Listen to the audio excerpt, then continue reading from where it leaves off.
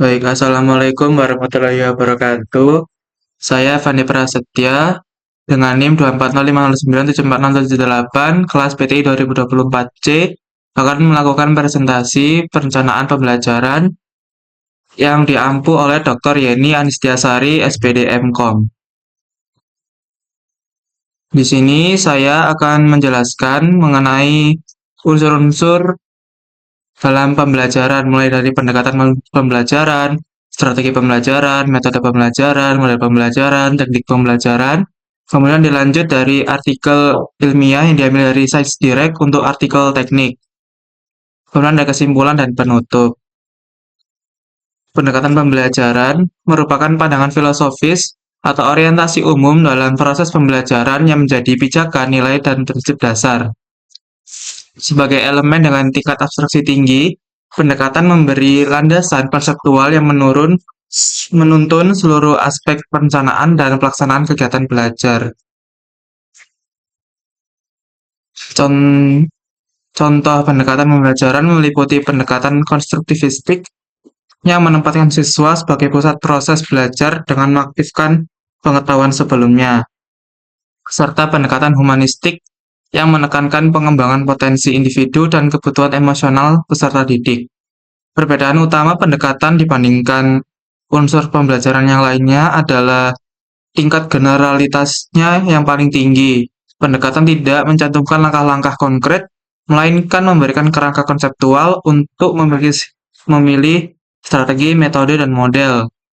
Karakteristik pendekatan pembelajaran mencakup sifatnya yang konseptual dan fokus pada visi pendidikan secara menyeluruh.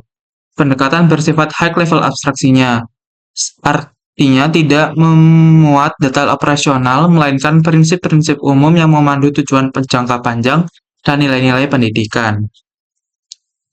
Kemudian ada strategi pembelajaran. Strategi pembelajaran adalah rencana atau pola umum aktivitas yang digunakan guru dan peserta didik untuk mencapai tujuan pembelajaran. Strategi menetapkan bagaimana sumber daya dan waktu dialokasikan, serta memberikan arahan garis besar untuk mencapai hasil yang diharapkan. Sebagai elemen dengan tingkat detail menengah, strategi bersifat lebih konkret dibandingkan pendekatan namun masih fleksibel. Strategi dapat disesuaikan menurut konteks dan karakteristik peserta didik dan berfungsi sebagai kerangka dasar sebelum memilih metode spesifik. Contoh strategi pembelajaran mencakup strategi kooperatif, di mana siswa bekerja dalam kelompok kecil untuk saling mendukung pembelajaran, dan strategi eksperimental, di mana siswa belajar melalui pengalaman langsung dan eksperimen praktis untuk memahami konsep. Perbedaan utama strategi dibandingkan pendekatan terletak pada tingkat operasionalnya yang lebih tinggi, namun belum setingkat metode. Strategi berfungsi sebagai jembatan antara pendekatan konseptual dan metode yang lebih rinci. Selanjutnya ada metode pembelajaran. Metode pembelajaran adalah cara atau teknik spesifik yang digunakan guru dalam menyampaikan materi dan siswa dalam memperoleh pengetahuan.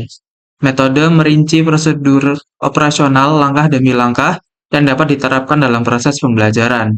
Metode pembelajaran memiliki tingkat detail paling tinggi dan bersifat sistematis.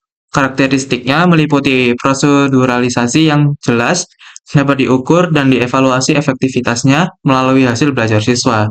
Contoh metode pembelajaran meliputi ceramah, diskusi, tanya jawab, simulasi, dan demonstrasi, di mana setiap metode memiliki tata cara pelaksanaan spesifik seperti urutan penyajian materi, aktivitas siswa, dan evaluasi hasil. Metode berbeda dari pendekatan, strategi, dan model karena tingkat spesifikasinya yang paling rinci. Metode langsung diterapkan dalam interaksi guru-siswa, baik secara tatap muka maupun daring.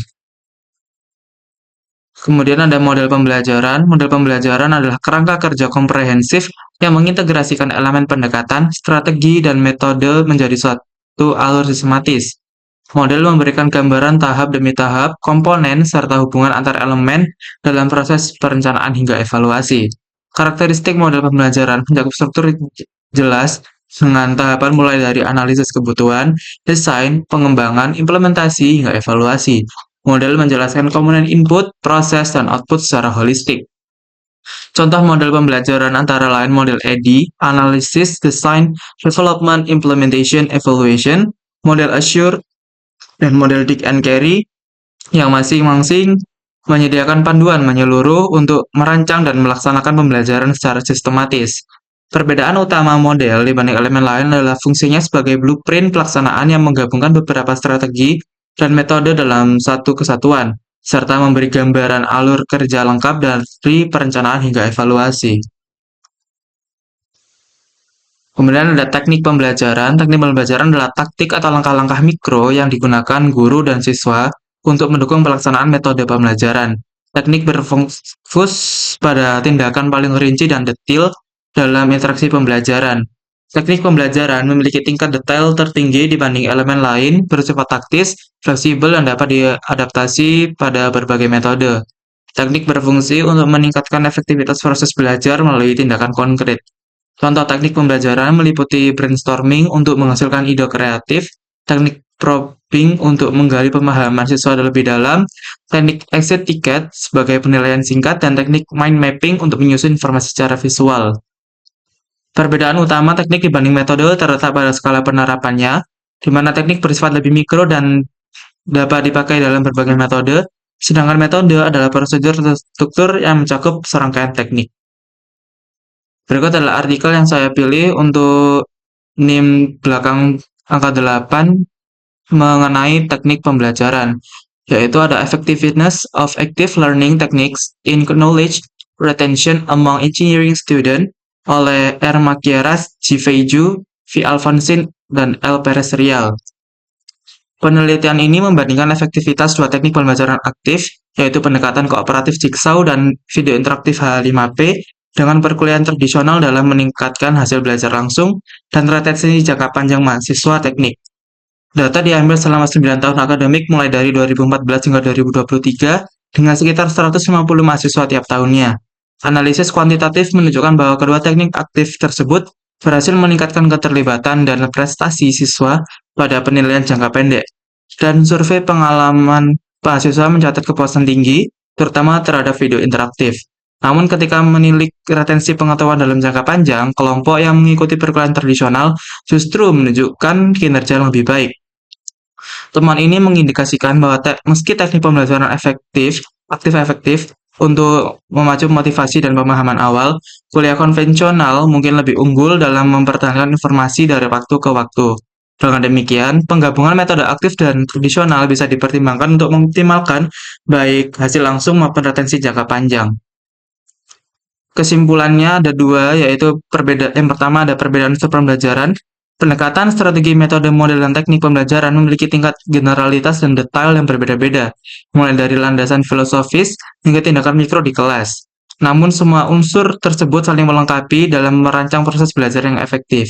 Kesimpulan kedua dari temuan utama artikel, di mana implementasi teknik pembelajaran aktif, jigsaw, dan H5P interaktif secara konsisten meningkatkan keterlibatan dan prestasi mahasiswa pada penilaian jangka pendek, tetapi kuliah tradisional terbukti lebih unggul dalam retensi pengetahuan jangka panjang.